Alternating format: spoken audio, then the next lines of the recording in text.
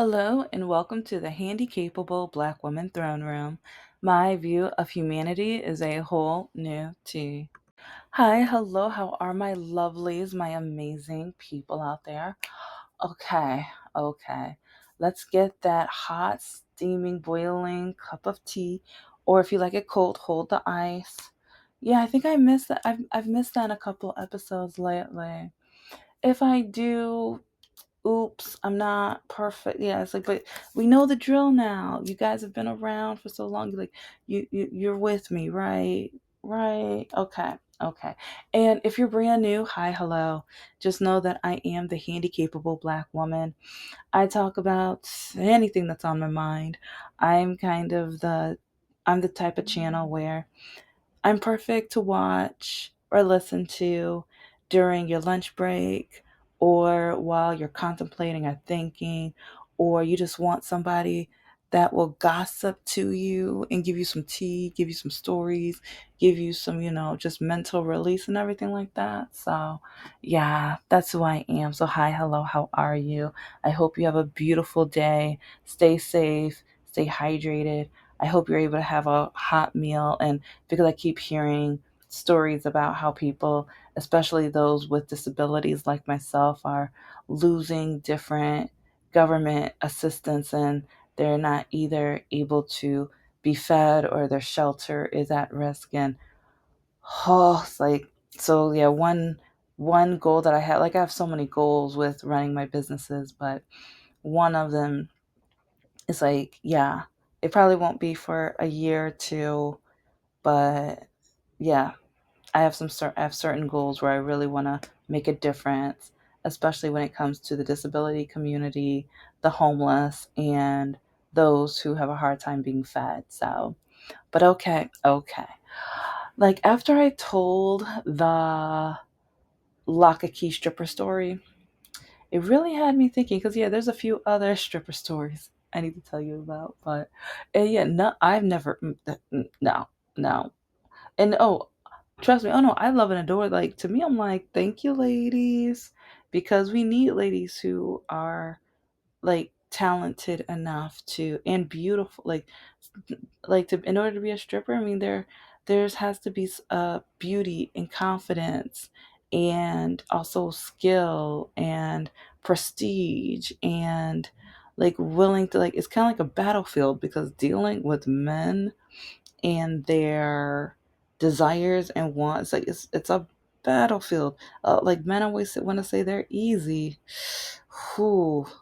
A lot of men who say they want like the natural woman and things like that, but then when they go on social media and every single woman that they're paying attention to and where they cheat on the woman is the total opposite, like mascara, eyelashes, and like just full up Barbie doll type. So I find that amusing. But after telling the stripper story and everything, it just really made me think because, and especially it's making me think about the white male privilege because a lot of white men they keep, I don't have that, I don't. They have it, but they don't realize it. Even poor white men have it, or because a lot of them feel like they are owed something, and some of them don't realize the what. Some of them know, but some of them ignore, and or they try to hide it, like when the Klans members do with the pillowcases and stuff like that. But anyway, but yeah, because some of you guys have the nerve to like, how come with black women we have to be 2 times, 5 times, 10 times, 20 times, 100 times better or more prepared.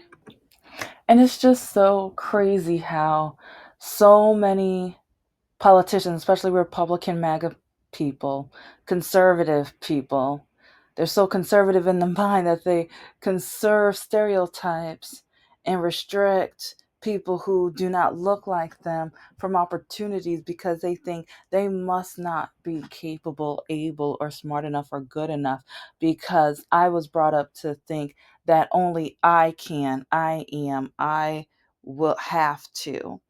And I've dated quite a few white guys, so I know about this privilege. I've witnessed this privilege. And especially, I've witnessed the privilege to the point where when they date me, they at first they like me, then they start hating me. And or they break up with me because they at first they think, oh, she's just playing around. She's doing what I do and hold up a mess. She's not really like this. But then when they see how I'm nerdy with investing and or my creativity and me publishing my books and or my goals of starting and running a business, they like it at first because like especially if they do have goals, they're thinking, oh well, she's going to quit her goals and just start working with me, or she's going to like just I can be her boss. She doesn't understand. I'm going to change her and I'm going to have her just work for me. She'll forget about her goals. I see she's a go-getter. I see she's going to work hard. So I'm going to have her work for me. Then they get upset when I'm like, no, I'll help you with ideas if you need it. But no, I'm good. I've got my own stuff. And they can't stand that. They're intimidated by that. They don't like the thought of a woman having what she wants, having her goals and stuff like that, especially a black woman, especially a black woman. But yeah, I'm kind of getting back to that stripper story, whatever, because it's really crazy how I had to like prepare and go to class and school and get degrees and certifications and work experience. And like still jobs were like some jobs were being ableist, saying like go and get it fixed, start like practice walking, is that permanent, whatever. Or they would go the black route. Oh, I would have never pictured you with your resume. Oh, well, I'm gonna need you to mail me your transcripts, but then find out I was the only one they said had to send them the transcripts. And or a combination of them both. When I got the job from that clearly a mistake of a university, they hired me on the spot and I told them that I had a disability, but then they didn't believe me because for some reason when they saw me walking around campus with my walker, all of a sudden, like after that, they ignored me. And the dean mocked me, mocked how I walked around the school, around his office. Yeah, and so working hard and like being a black woman with a disability, I is frustrating because I have to go over and beyond of over and beyond, and with Mr. Lockakey, he had the body years ago, because this was year 3.5 or 4. Because I think this might have happened like right after his grandmother passed away. Yeah, I think yeah, right around that time. Because he couldn't steal from her anymore, so now he had to try to make sure he could get money again and stuff. And because I know he was trying to get the job back at one of the car places where he would fix up vehicles with the trade that he learned, but he didn't have the certificate. Like, I'm just like, boy, just get the trade with it, get certification, do something or whatever. But he didn't want to. And I would never forget, because speaking of the white privilege and like the confidence and everything like that, one of the times that he was able to work there again, if there was a black guy that was going for he was going in asking for a position. And I didn't know what happened until we got back to the house, because this one African American man, he was dressed really nice. He was like, he had tattoos and everything, but it's like he came up there looking handsome, and I was just like, okay, he means business. I give him respect. Well, like, and but I didn't know that he was going there for a job. I thought, like, I had no idea. It was none of my business, but I just noticed he dressed like he was going to a job interview. He went up to the owner with respect and gave him a handshake and like talking like it looked very professional. And then you see my ex in like dressed any old way, Like when I say he was not like walking like he was trying to go for a job. He looked a hot mess. He looked a hot mess, and he didn't care.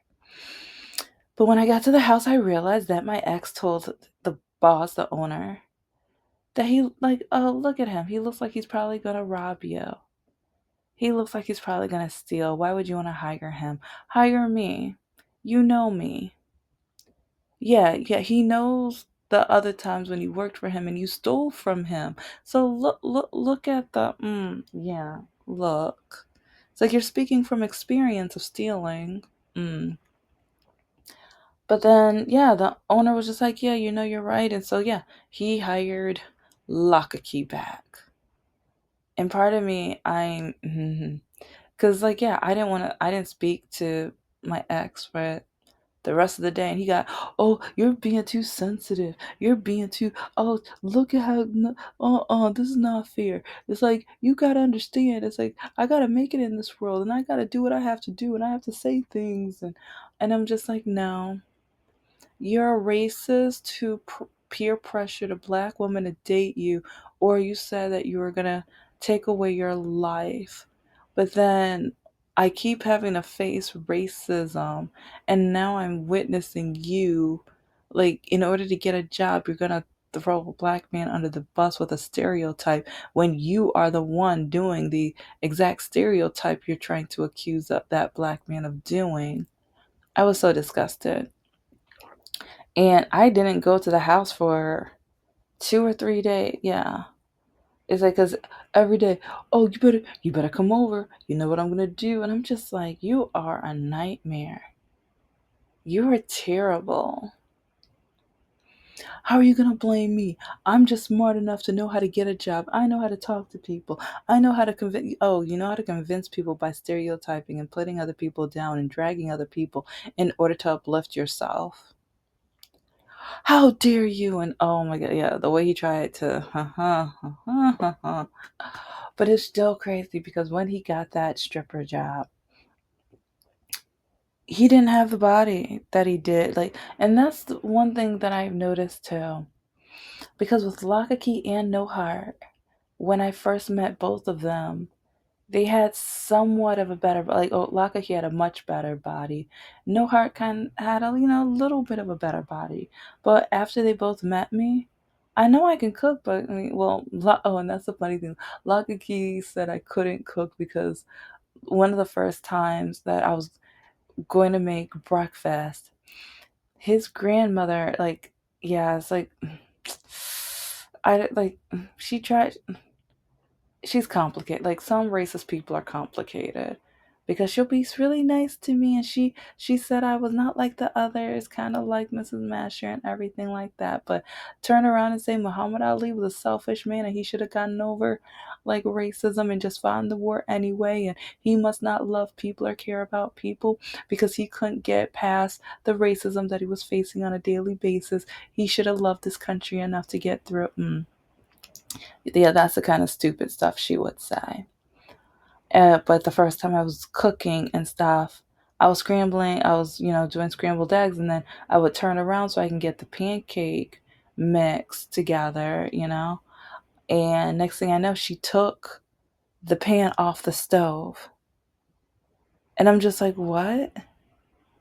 It's like, it's still not even, like, it's not finished whatsoever. So then I'm putting it back on the stove.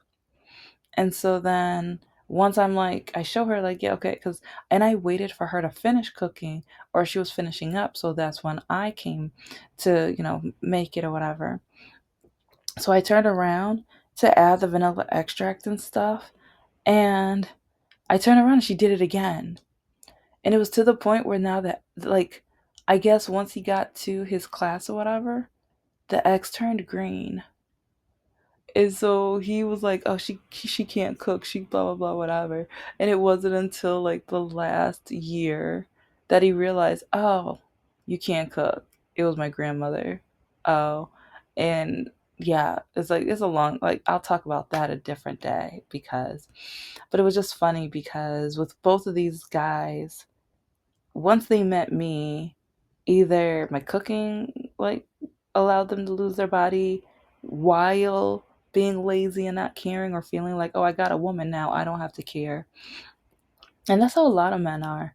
A lot of men expect the women to keep up even after pregnancy, even after having a baby and everything like that. But with them, they'll get the body until they get a woman, and then they feel like they're allowed to lose it. They only have to look good enough until they get that person. But the woman, no, don't. She better not fall apart. I've heard so many red pill men talking about how women fall apart. But after having the baby, most men, they don't chip in and help. Like, they feel like, oh, that's her new job. It's like she's the mother. Yeah, and you're the dad. You have a daughter or a son, take care of them. They have diapers, they need to be fed. There's gonna be stuff that needs to be cleaned up. Do your job. But a lot of men feel like when they do it, it's babysitting. No wonder we choose the bear. Anyway. But it was just, especially with even Mr. No Heart, how years later, like, he would tell me how, yeah, before I met you, I was lifting weights every day and I was trying to get in better shape. Why did you stop after we started, seeing each other? Oh, well, like, you're not shallow like that. You don't really care. And it's like, why am I going to work that hard if you, I'm just like, so you weren't going to do it for yourself. You were going to do it in order to keep a woman. No, don't say it like that. That's exactly what it is. That's exactly what, if it's not for you, then you're wasting your time. You have one life and you're trying to just do things in order to keep or get, like, something that maybe you don't deserve in the first place, because if that's the only reason you're going to do things, what else are you going to do just to get the person or to get someone's attention? I mean, to me, that's kind of desperate and boring and just meaningless and, yeah, dumb. And so, okay, guys, if you're only going to do something just to get somebody else, and there's a difference, like, if you are learning more about yourself and what you're willing to do for somebody else, that's different. Like, if you, like, with some guys, there are some guys who, until they find the right woman, they're not going to buy the flowers or surprise them with small gifts, or they're not going to want to even go to a play. Like, because, yeah, Mr. No Heart, like, see, and this is how I know he didn't love me or care about me. He just loved to take advantage of me, because he only wanted to date me because I was a woman who could save money. It's like I was, like, hard on business. I knew how to manage my life and be responsible. Like, I had a lot of the qualities that he was not able to uphold to. And he dated and married a woman who I got stories. But it it's just really just disgusting how he dated me only so that he would be able to have someone who had money and had resources and was responsible. He didn't love me because, like, when we first started, like, even just talking and being friends or whatever, and I told him I love going to plays and theaters, and he was like, that's only for women and gay people. And, like, but I was saving money because I was trying to get my life back together. I was, like, still having a hard time finding work. And so it got to a point where it's like, I was working one or two jobs and I was kind of excited, and I was just about to get the third job. And I decided, like, you know what, I haven't been to a play in years. It would be really amazing to go to one. So I was going to start saving money. And I remember I mentioned it to him, and I've kind of told the whole story before, but I would never forget when he told me, you can't go. And I'm just like, what are you talking about? He was like, I'm not going with you. I'm like, oh, okay, so I'll ask one of my friends to go. And he was like, who? And I told him who. It's a male friend.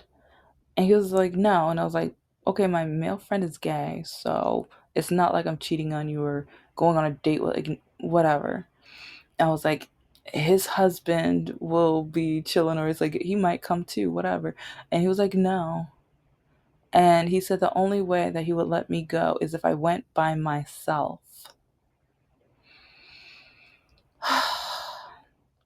So, you know, a man doesn't love you when he's going to try to make your life as miserable as possible. And at the same time, tell you, if you love me, you would go and see my parents, which his mother, to, in my opinion, is a no good, outright bigot, a terrible, awful, despicable human being, but she's a Christian woman. Anyway, but yeah, he would always pressure me to go to visit. And but at the beginning of the relationship, he was acting like, oh yeah, I'm working on this and I have this hypothesis and I want to create this invention and start my own dream, and I'm going to, like, it's like, I lifted weights, but it's like, I need to mentally prepare. Like, he had all of this spinning game. It was all spin. It was nothing. He did nothing but play video games and, puff, puff, pass for a 20. That's it. And it was despicable. It's like he begged me to start a business, and if you already know what happened. If not, go and catch up, because I will never forget how I he begged me to use my money because he couldn't save a dime and his credit score was terrible and everything. But it's like he used me, and then I sometimes I wonder if he did it on purpose, if he knew that he was just gonna trick me, and or if he thought that since he kind of gave up on the dream, or he kind of demolished my hopes, then that will stop me from publishing my books and starting my own businesses and being creative. Sometimes I wonder if that's the case, because I will never forget when he came into the house from the garage and he told me, "It's over. I'm done. We're good. Whatever." And he didn't even give me one red cent. This man owes me thousands of dollars. He didn't even give me one red cent. And I feel like a lot of a lot of white men, they don't know their privilege. They feel like they're obligated. They feel like so many people just owe them. And once they get some, like, especially relationship wise, once they get somebody who they feel like they either can care about, love, or just use, they give everything else up. They don't try, they don't care, because they feel like they're obligated. And they feel like that other person is obligated to keep them happy, make them happy, or just to deal with them until they're done with them. Because yeah, with Lakaki, I broke up with him, but he wasn't done with me until he found his middle school sweetheart. And then he refused to pay me back the money because, oh no, he doesn't need me anymore. He has no use for me because now he found the woman who he told me he was going to leave me for her for like years prior. And that was another time. Like, there's so many times where for days I would just be like, leave me alone. I don't want anything to do with you. It's like, why do you want to date me? But then you keep telling, like, you keep proving why you're such a terrible human being. But then you say you're going to threaten your life and or that you're going to hurt your family. Yeah, he did that too. It's like, I don't mention it because sometimes, like, remembering the things he said on the phone and or in person was absolutely horrifying, because then he would brag and show and display how strong, well, because he still had the muscle in the arms, but everything like that, but he didn't have as much, like, it was one time, it was kind of funny because during the later years he would show me what he was going to do, and he couldn't do it anymore because he lost so much muscle. And so it's like, and it made me feel safer because I'm like, see, okay, now he can't do what he's been saying he would do because he literally can't anymore. But a lot of these guys have the privilege, or they feel like they deserve and they have, and or they must have, and but they don't understand their privilege. It's like their psyche, their mental. It's like they've been brainwashed to have all of this privilege to the point where a lot of them don't want to work hard. A lot of them, and see, this only hurts if I'm talking about you, because if you're listening to this episode and you're taking offense throughout this entire episode, that means I'm talking about you, baby. So you might need to look in the mirror, get some reflection, get some mental health or a therapist, you know? But I just feel like a lot of people have no idea how some of us others prepare and work diligently, and even how some of us date, because I don't date for someone to just be who they are until they get me. And I am not going to be this way until I get somebody. I'm good, like, and seeing that's another thing that a lot of, especially white men, can't stand. Because when I start talking to them, I am a nerd, and I'm going to show that I'm a nerd. I'm going to talk politics, and I'm going to be upright and real with politics. But a lot of men, but especially white men, no, that's not ladylike. See, no, no, no. Let's not talk politics, because politics breaks us up. Politics are going to divide us. Politics might start us in an argument. Why would it start us in an argument? If it starts us in an argument, maybe that means that we're not compatible. Oh, no, no, babe, no. See, let's see. This is where you need to understand. It's like, yeah, politics are that's just difference in opinion. Difference of opinion of you trying to take my right to vote away. Difference of opinion for you being against DEI. Difference of opinion for you being against the Crown Act because you say natural hair doesn't really deserve to be in a workplace. It's like difference of opinion. What? What? So, at the end of the day, and actually, I'm going to have more episodes on this because now that I'm thinking about it, because Snodgrass, he told me, like, he threatened that he was going to break up with me if I didn't quit my job because he thought he was so special. But then it was really funny because with his white privilege, his parents were going to buy him his own business. He didn't deserve or earn the business. His parents were just going to buy him the business because he wanted a business of his own. And so I'm saving for my business. I've been researching for my business. I've been working and creating my business on my own. And so when I see a white man literally telling me that I have to stop working on my goals and dreams because he's jealous. And then after like a year or two later, he told me, oh, because he gave me the few stuff that I had at his house in a birthday bag because it was right around my birthday when we broke up. And I think he was so upset. Are you really going to break up with me around your birthday? Do you really want to be alone around your birthday? Does that make any sense? You're going to be single on your birthday? I'd rather be single than with a man who's going to try to pressure me and tell me how to live my life. Yes, that's my birthday present, is living for myself. And even with my low self-esteem, there were some things I was not going to tolerate. With all the crap that I went through, there are some things I was not going to deal with. Until this day, I will not. But then, like a year or two later, he writes me, finds me on Facebook, and writes me that in that bag was an engagement ring. And he was like, well, I'm dating this other black woman right now, but I'll break up with her for you because I like you a lot better. I care about you better. It's like you're a better woman. If you don't think the black woman you're dating right now is good enough, then you should have broken up with her. It's like it shouldn't be dependent on me. But then it's like I told him a lot of things, but anyway, we broke up proudly. I was so happy, like back then. And I didn't get back with him. And he went on and married her and had some kids. Yeah, he went on and had some kids. So, congratulations. I hope you're still married. I hope the kids are good and well. Thank you so much for listening to the Handy Capable Black Woman Throne Room. I am a woman. I am of color, and I am handy capable. But most importantly, I am human, and you're human too.